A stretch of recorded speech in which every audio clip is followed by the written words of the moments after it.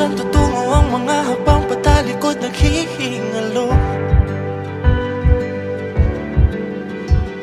Ang lapis na ginamit sa kwento nating naulot.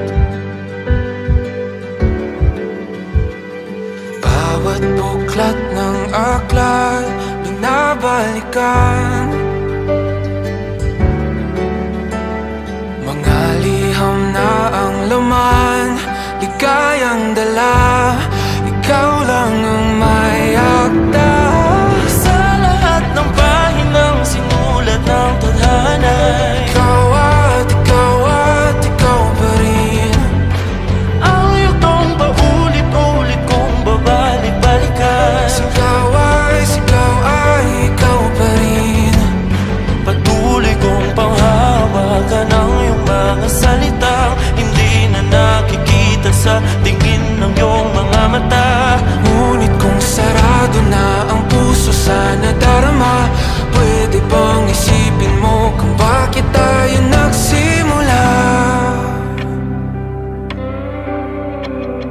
Ating katotohanan ay naging isang nobelang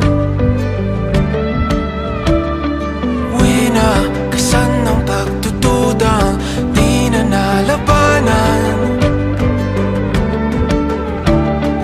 Nais na maramdaman muli kung paano isulat ang pangalan mo.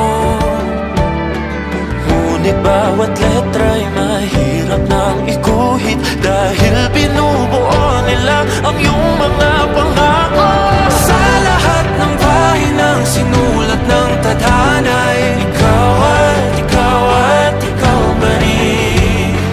Ang yugtong paulit-ulit kong mabalik-balikan. Sigaw ay ikaw pa rin. Simula sa wakas na di matuklasan, babalik kung saan di na natagpuan ng mga matang nakatanaw sa umpisa ng yugtong di na sana naisulat pa. Simula sa wakas na di matuklasan, babalik kung saan di na natagpuan ang mga matang nakatanaw sa umpisa ng yugtong di na sana naisulat pa.